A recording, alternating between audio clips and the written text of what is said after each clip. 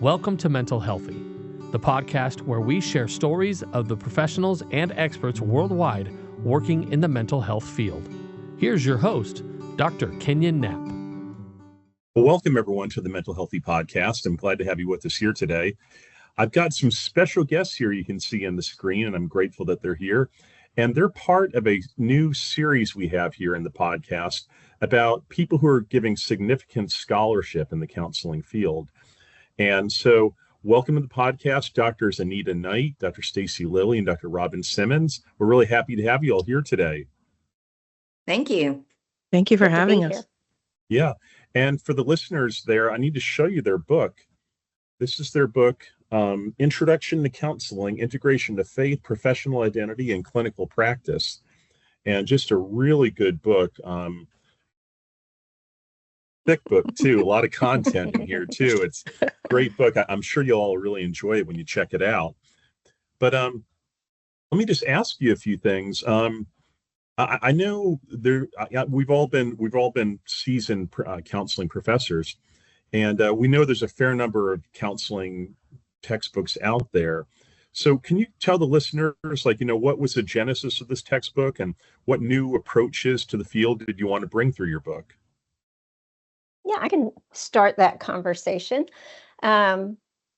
We all were teaching a class, Intro to Counseling, at a faith-based institution. And while we had assignments that talked about integrating a biblical worldview, we didn't have a textbook that matched that. So just sort of general conversation of what we need is this textbook that really integrates faith with the profession of counseling as well as your professional identity as a counselor. And so it just started there with kind of almost a level of like, this isn't matching up what we're saying in this class with the textbook that we had. And so the more we talked about it, the more we realized we wanted to write this textbook. And Anita actually had some connections with the publishers. So she called in that connection, and they were very excited about it. And so as we started thinking about what this looks like, we knew we wanted an edited textbook where we had multiple voices writing. And so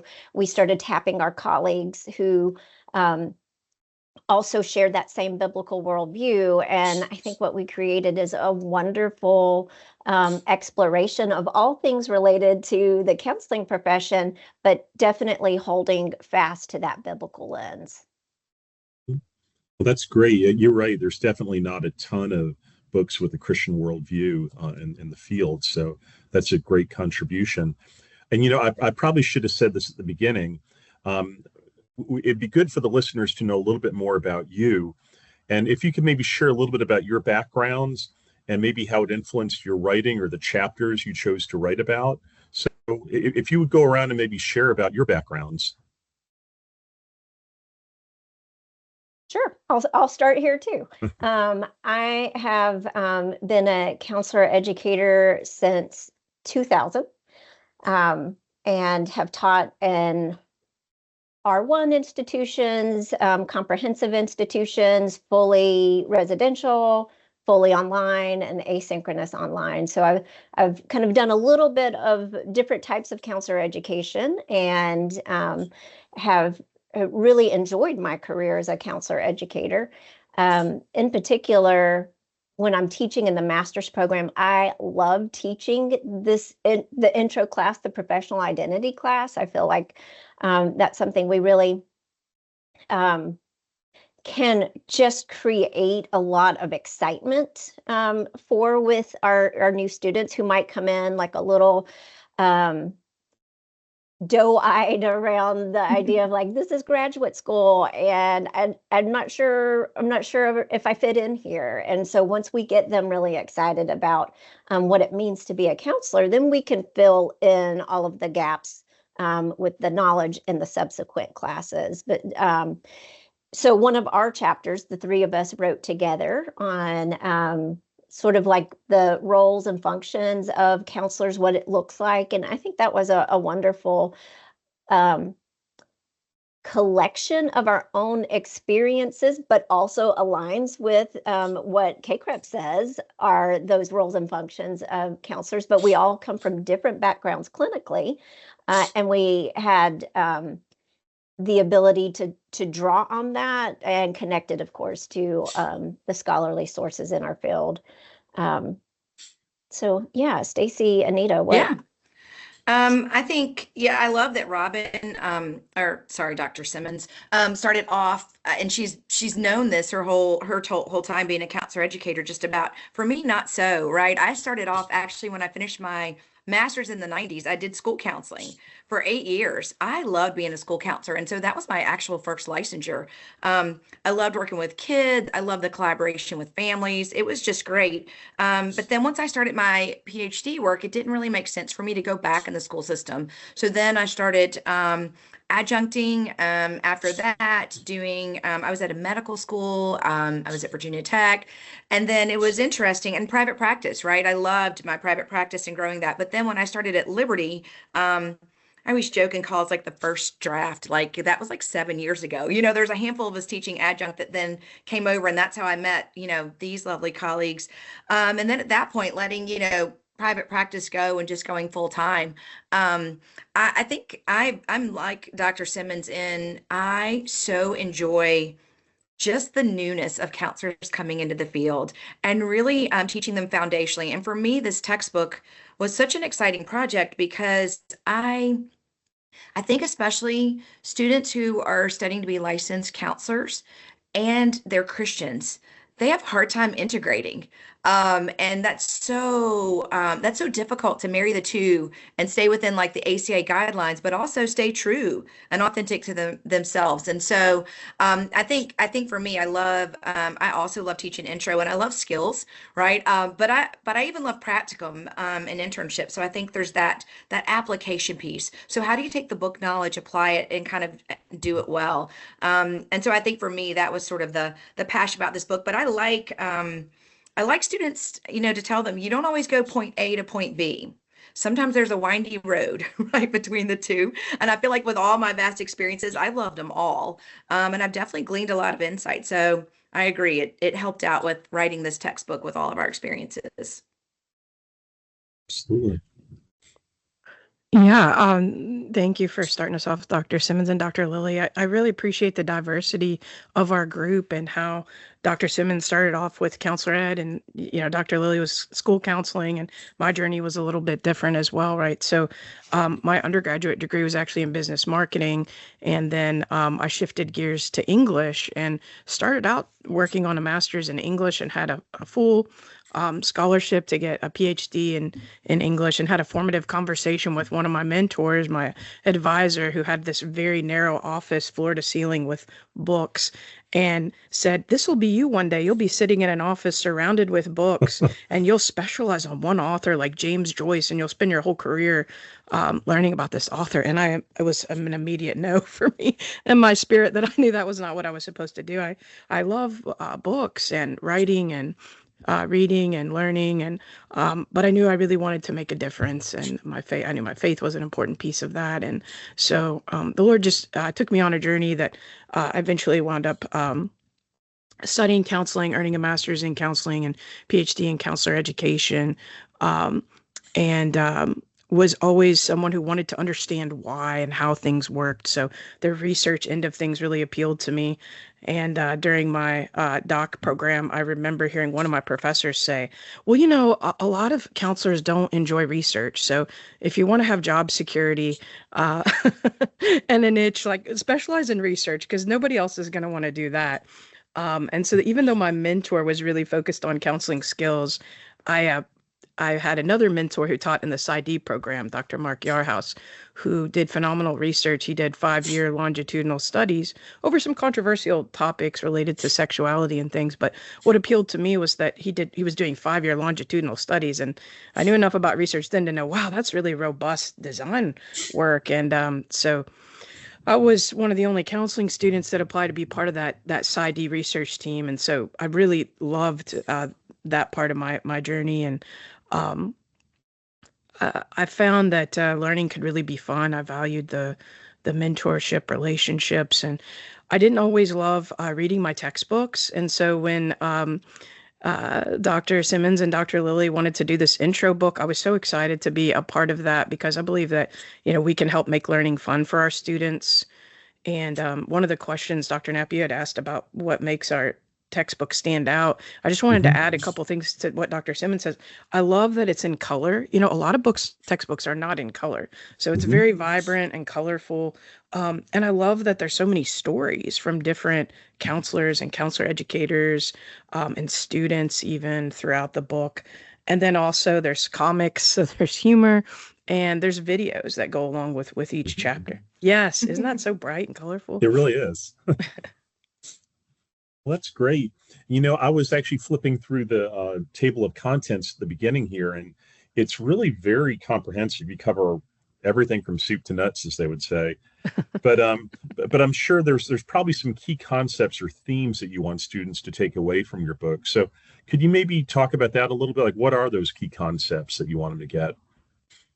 Yeah, I think, I appreciate that you appreciate all that effort, Dr. Knapp, because we had multiple conversations, right, about what should this icon be, or what should this look like? And for us, it all came down to the journey, right? And so very much the pictures in our book, right? We want to be part of that little journey, a blip on their road for these students. And so I think some of the key concepts are learning about themselves. Hopefully these chapters are going to cause them to think and think critically. I'm fortunate that I do get to teach the orientation class, primarily just to see like glitches or where we can make the book better, right? Part of it is kind of a self-serving piece, but it's great to hear the students say like, hey, I hadn't really thought about this concept before, or wow, this made me think differently. And I feel like we, and I, like other helping professions, but are one of the very few professions where we get to work on the inside of students.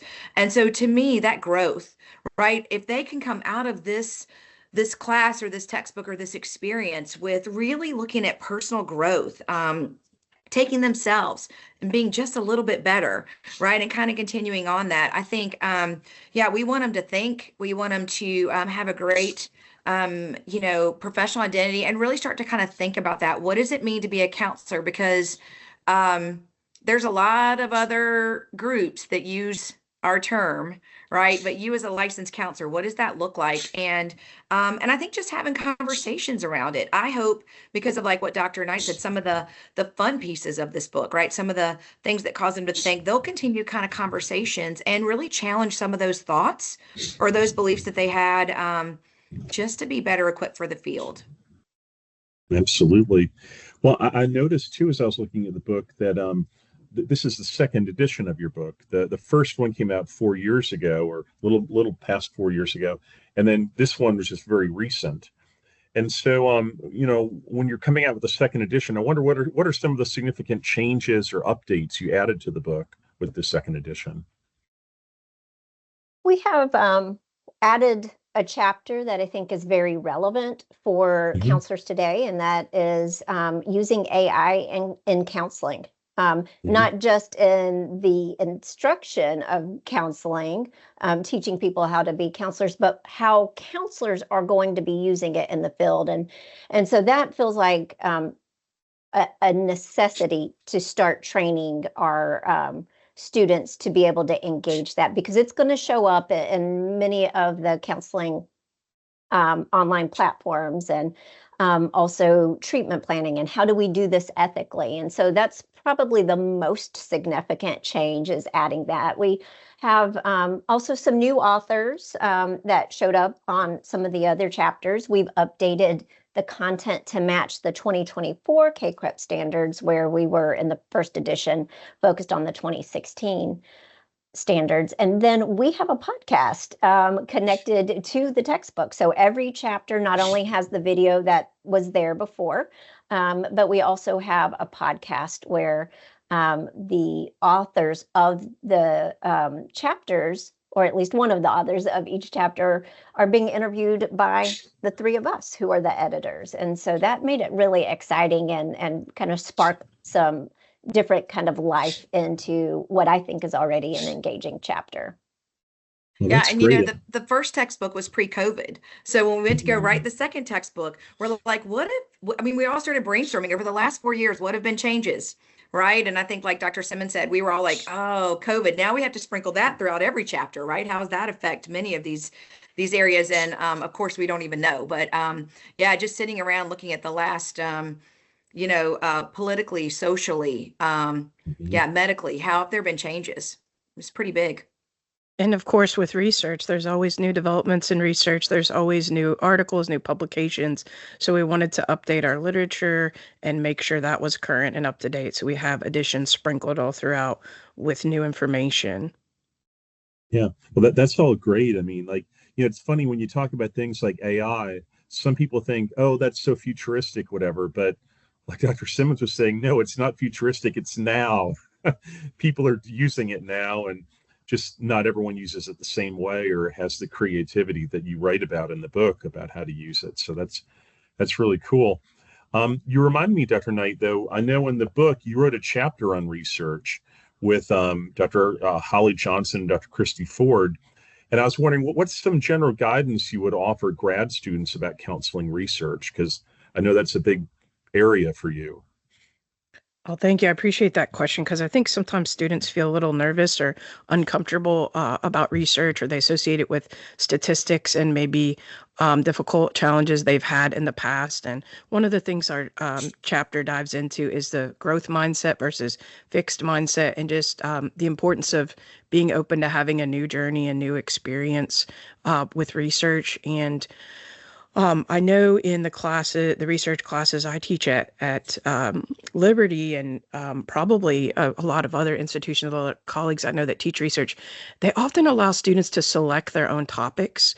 And so one of the things I think is important is if you find a topic that um, from a faith-based perspective that you believe God's put on your heart, right? Or something that you're really interested in. Like I always tell students, if you're going to go surfing on the web, what are you going to surf for? What are you typing into Google wanting to just learn more about? So that natural spark of curiosity that is sort of, if you could just fan that within you and continue to nurture that curiosity, and then maybe just shift from Google to Google Scholar, right? And the library databases, and begin kind of looking for current information from scientific studies. I think it's kind of a two-part answer, really. On the one hand, we want to upregulate positive emotion and positive experiences so students have more enjoyment when it comes to research. And then we also want to downregulate sort of the anxiety and the fear that can be associated with that. So I think creating some of those positive experiences, especially if you get to pick your own topic, leaning into that, or if you read some faculty bios and say, oh man, Dr. Simmons does some work with AI. I want to learn more about that. Or, Dr. Lilley has a school counseling background. I want to learn, Mhm. more about that. Or she's Mhm. written some chapters on wellness. How can I, work on self-care? It's hard to balance, right? Reaching out to faculty and saying, hey, I'm interested in this topic. Do you have a research team, or are there opportunities, to get involved? I know for my own journey, being a part of a research team was really helpful in shaping my confidence and comfort level with doing research, and sort of being socialized into working with counselor educators and then other related professions, and collaborating on research was such an important part of the journey. So I kind of encourage students to dive in, try to make friends with research, try to identify your interest early, and try to build those relationships with faculty that may have common interests. Yeah, and I know that all three of you also mentor students and have them participate with you on projects that you're working on, and that's such great, you know, mentoring, and such a great learning experience for students as well. Because I've seen all of you do that, which is great. I'm thinking though about the listeners right now who are in with the podcast, and a lot of them are graduate students, some are professors, and they're in all the different disciplines: social work, psychology, counseling, and a lot of them dream about doing what you've done, writing a book like this one day and all that. And it's intimidating. Like, I mean, I just wrote my first book last year myself too, and it was sort of intimidating, like the business side of how do you find a publisher, who should you publish with, what do you do, all this stuff. So For the listeners out there who dream about a textbook one day, can you give them a sense of what it was like, contacting a publisher and all the contracting, like the business side of this? So what would you tell people about that? I do think like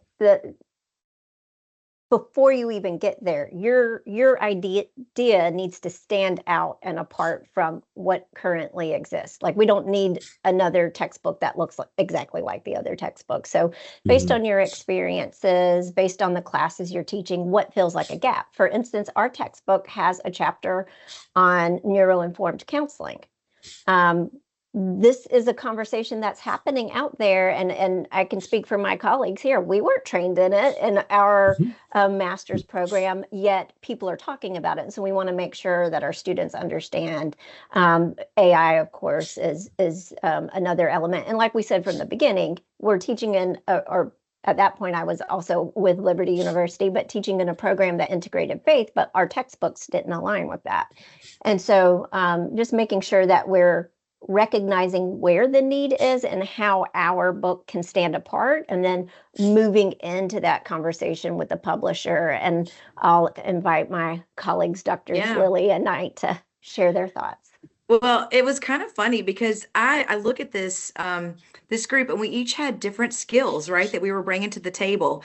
And I think being ingrained from my parents, the saying, "It never hurts to ask," that's what really happened, Dr. Knapp, because sometimes Dr. Simmons would say, "What about this? What about that?" And so it never hurts to ask. So we were like, "We need this," or "We need this," or "Can you help us pull off videos?" or "What does it look like to do the podcast?" And so pieces like this, aligning with that publisher to share your needs and really kind of advocating for yourself, right? And kind of what the students need and what can we do to make this the best book possible. I think it was tricky at times, right? Because we had these ideas on the table, and the other thing is thinking about your bandwidth.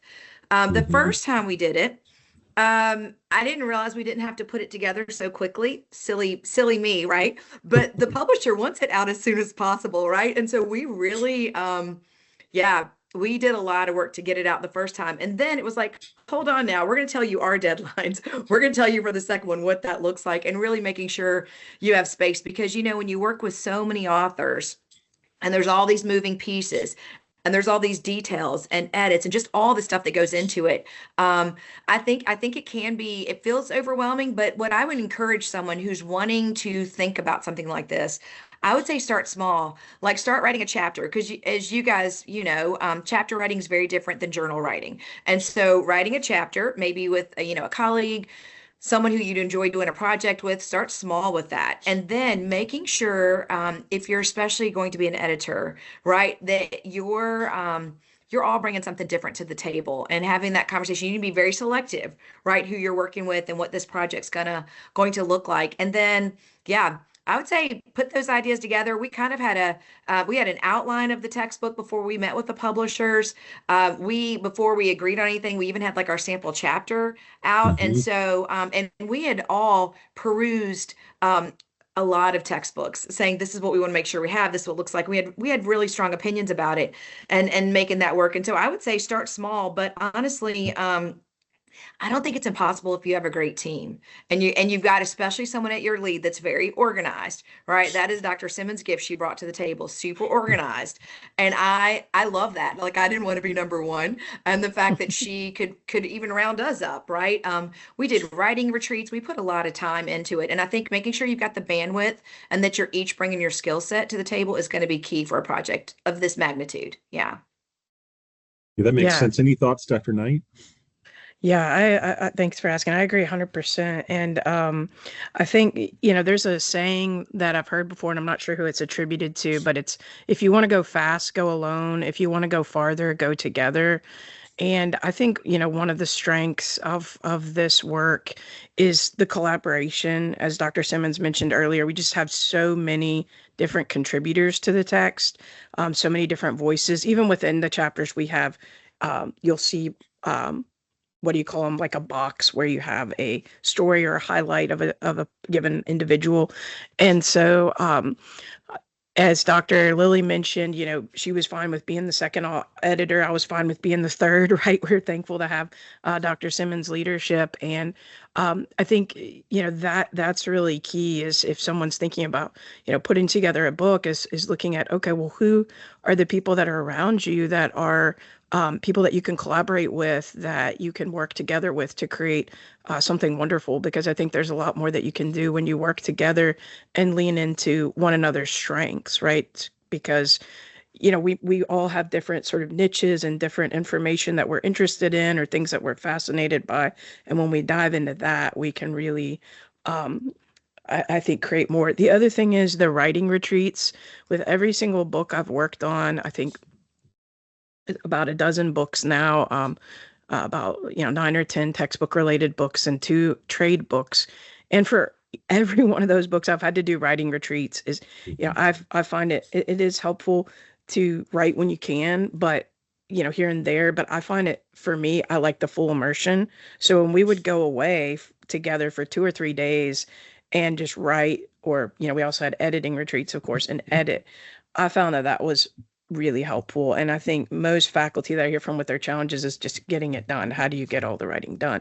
How do you get the editing done? Or people ask, how have you done all these books? And I think part of it is, well, first of all, as faith-based individuals, right? The Lord inspires us, and when he puts something on your heart, he gives you the resources to see it through. So I think it's leaning on him, and then just the appreciation of the great team members that he's given us. And we're able to review each other's work, and one of us might miss something, the other person might catch it. So it's really helpful having a team-based approach, I believe. Yeah, definitely. And you both touched on the whole issue of collaboration and how you've got lots of authors. And I'm sitting here looking at the book, and I didn't count how many contributors you have. You have quite a few.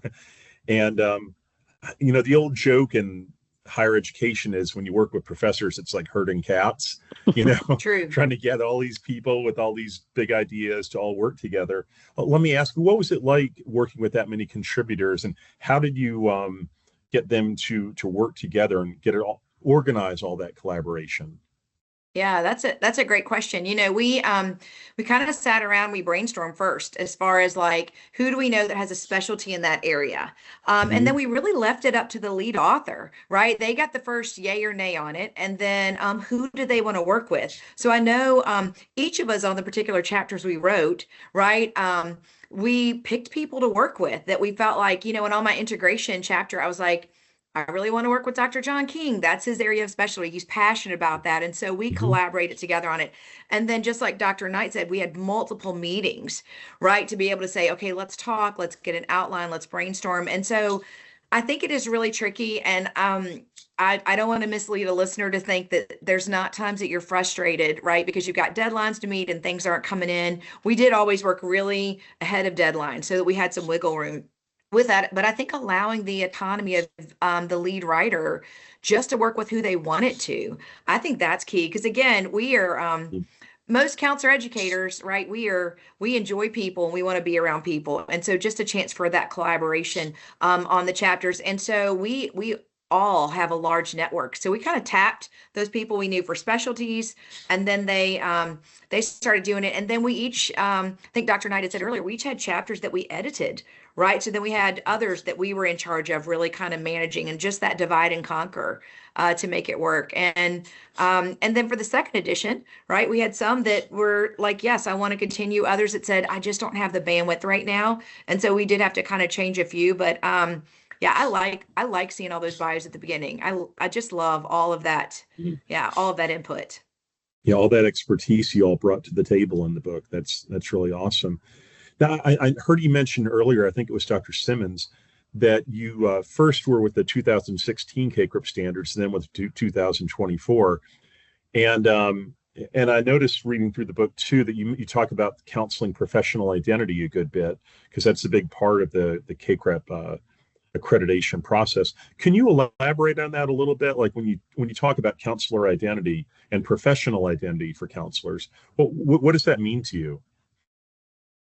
Yeah, I think, as licensed professional counselors or licensed clinical mental health counselors, we wanted students to really be able to identify with the counseling profession, even though we're housed in the School of Behavioral Sciences and we might sometimes work together with psychology or social work or pastoral counseling programs. Our primary identity is as counselor educators. And as Dr. Simmons mentioned, all the chapters are informed by the KCREP standards, which helps us articulate our counselor identity. And we wanted students to be able, or readers to be able to see faces of different counselors, different people who have a counselor identity and what it looks like in their own lives. So, for example, Dr. Lilley mentioned earlier that the three of us wrote a chapter together and we talked about the different settings that counselors work in. So, for example, there's a section on working as a college counselor. And, one of my favorite jobs that I really enjoyed was overseeing a college counseling center and being able to use that clinical background, that LPC, but also use it in an academic setting, right? Because even though we were in a college setting, there was a lot of clinical things that would come up. And so I think it's helpful for students to be socialized into the profession and to think about what counselors look like, what a licensed professional counselor can look like, because, you might see a school counselor, you might see a college counselor, you might see a private practice counselor, someone in substance abuse counseling, and they may all have, a similar credential, but work in different settings. So I think if you ask a group of counselors, what does professional identity mean to you, or what does your identity as a counselor mean to you? You might get a different answer from each member of the group, but I think it's important to start having that conversation, important for students to start thinking about what it means to them to be a counselor and what are some of the common, principles that we share. Absolutely. And to I add probably on to should that, go sometimes ahead. No, go ahead. throughout a counselor training program, we're really teaching someone how to be a counselor. It's a practical degree. And so this might be the only time we can talk about the value and importance of accreditation and certification and licensure, so that they're starting at the beginning of their program to understand those elements of being a professional of being a professional counselor and having that professional identity, so that they're not getting to their internship and saying, wait, what is this about licensure? That we have them in the beginning of this textbook and a program, really thinking about what all of those things mean for their development, and then what that means in terms of once they've graduated, how it will influence the trajectory of the rest of their career. Absolutely. You're really informing them about what to expect in the field, um, and talking about what to expect in their future. Let me sort of go there. I know there's a chapter in the book about the future of counseling and all that, but what do you all see as some of the trends or maybe developments in the field? Like, where are things going in the counseling field? I'm going to bring up AI again, because I Sure. think we're just starting to see the ways that we can use this outside of like building code that I can't even talk about because I'm not in computer science, but like what are the applications for the practice of counseling? And then also what are those ethical implications? I think we're going to see more and more of that originate or further develop. I think there's, of course, different models that are being presented. Like probably when we were all trained, we had a theories textbook with the same theories, and we didn't learn about things like internal family systems and emotional focus therapy and dialectical behavior therapy. But these are what I often hear from the people I supervise in their practicum and internship, that they're being influenced by at their sites. These are the models that are being used. And so I see that sort of as a shift in how we present, the way in which we engage counseling, from, this choose a theory and you practice from it, to like, let's understand what these models and practical implications are as they can connect back to the theories. Professional identity will continue to be a part of what we do in the practice of counseling as regulations around the title laws and practice laws within a state, when we think about compact laws and how that's going to open doors for counselors to practice across state lines. That's going to be we are talking about it in this textbook, but I think we will continue to have developments around that. And I'm sure there are plenty of things that I'm not thinking about. Dr. Lilley, Dr. Knight, is anything coming to mind for you? I would just add on to that, that, this movement from school-based focus, like I'm Rogerian because my clinical supervisor was Rogerian, or Freudian because they were Freudian, to more of a research-based focus of, hey, there's multiple randomized clinical trials that show that DBT is an effective treatment for conditions that involve problems with emotion regulation, or that CBAS, cognitive behavioral analysis system psychotherapy, is one of the few evidence-based treatment protocols for chronic depression. It's one of the few talk therapies that's really effective with chronic depression. And I remember being in private practice, we had this software program. I don't know if it was called Therapy Notes or something similar, but there was an area where you had to check off that this treatment is medically necessary for this client. And I think as we move in the field more towards a more evidence basis, more randomized clinical trials for specific protocols for approaches, knowing, hey, this treatment works with this situation. We have more movement away from maybe the school-based, theory-based approaches. Yeah, I agree. I was even thinking too, the way technology expands, like virtual reality, right? Counseling is not, we're kind of late. We're a little bit late to the game on that, but really looking at counselors using that, right, in their day-to-day work. And then even counselor educators, like you've got some schools now that are using VR tools. And it's so I agree. That's a conversation we're gonna keep talking about. And even myself, like struggling with, I don't know, can I do that? Like, is that one of those things? Do I want to embrace? Because I think Dr. Knight's right. We have that foot is kind of in that old school sort of practice. And then we're moving to what's quantifiable, right? What's justifiable. And then let's look at some of these new practices. So yeah, I'll be interested to see, because I've got one foot in, one foot out with VR. I don't know. It'll be interesting to see what happens. Yeah, for the future. Absolutely. I know I'm interviewing you, but I have to throw one in as well. Here in Virginia this year, they're just starting to license master's level clinical psychologists. And there's 4 other states that are doing the same thing this year. And so that goes back to what all of you have been saying about counselor identity, that it's so important for us to distinguish, like what is the scope of practice for them? What's the scope of practice for us? What's the scope of practice for social work? And, what are we good at? And we need to stay in our lanes, per se, as far as doing what we know how to do to help people ethically. And so that's just, I know that next year there's going to be other states getting onto that bandwagon of master's level licensure for clinical psychology. So it just reinforces everything that you're saying. Yeah, and what we call ourselves, this is just a little thing of mine, and I know that, but it comes from my graduate program and my advisor. He's like, hey, there's a reason why we don't he goes, you shouldn't call yourself a therapist. You're a licensed counselor. So I don't call myself a therapist. He goes, if you were a therapist, you'd have an MFT. He goes, you're a counselor, and stay true to that identity. And that always kind of stuck with me. And I know it's easy to slip that word in, and I'm not saying we don't do talk therapy, but I think when we sometimes muddy what we call ourselves or what we're doing, how can we not expect everyone else to? So yeah, I totally agree with that, Dr. Knapp. Absolutely. Well, and to add to that, there's now another accrediting body. So we have historically all focused around CACREP. There are more and more programs that are pursuing the MP Masters of Psychology,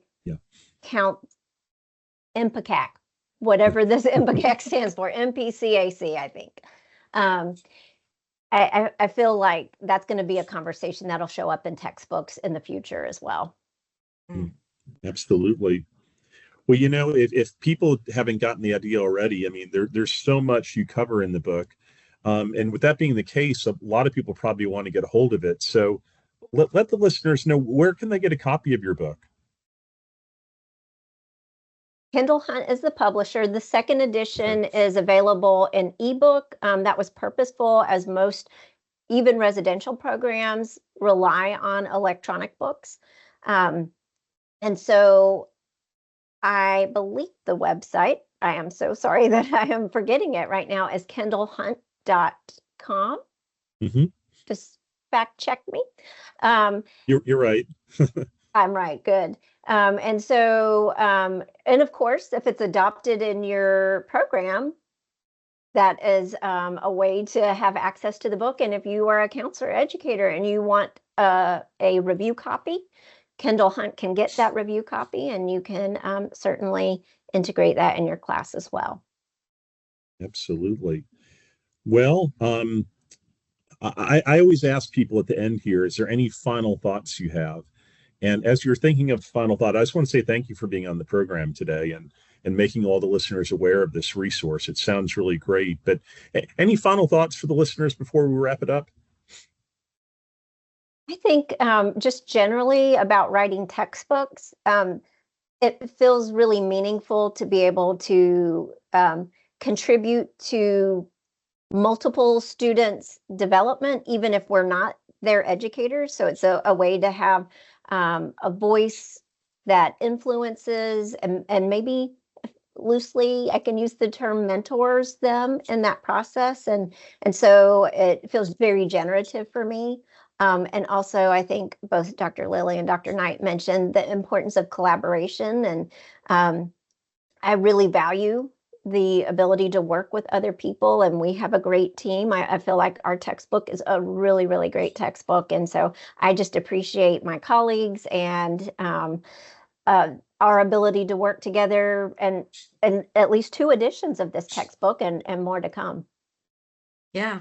I would just say, if they have an idea, right, just write it down, right? Pray about it. It could come to fruition. And so I always keep in the notes section on my phone just a research page, just random ideas. I wonder about this. I wonder about that. And like Dr. Knight said, I'll go to that Google Scholar and just check. And so if someone has a dream or passion, or they notice like there's a gap or a niche there, just explore it. And I just don't ever do projects by myself. I like presenting with people. You mentioned, Dr. Nat, mentoring. I love presenting with students. And so it never hurts to ask someone. All they can do is say no. Well, you had no before you asked. So just pitch it, just ask, see what comes about it. And I think, there's no idea, I don't think too big, because when we came up with this idea, you guys can correct me, but I really think we had that textbook out and done in 3 or 4 months. And that seems impossible. I know, to me. This is why I said I didn't realize we had more time, but God totally made that happen. And I feel like it is such a great project that it just found the space. And so I just encourage people, just keep pursuing those dreams.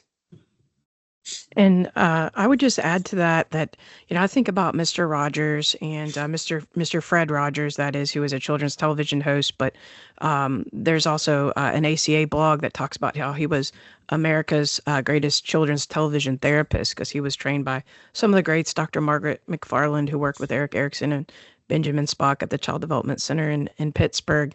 And he wrote all of his own music and his own programming and several books. But one of the things he said that makes a book really important and valuable is the white space, is the space in the margin that you have to reflect on what you've read and how it impacts you and your life. And so I would just say that the students and colleagues that read these books and reflect on these chapters and apply it to their own lives, that's what makes this book so valuable and precious, is the way that people are able to really take it in and reflect on it and engage with the material. So I'm just so thankful for the readers that we have and the colleagues we have and everybody who's contributed to the book and those that are reading the book, and our team, and then also you, Dr. Knapp, for taking the time to share this with others. So thank you all.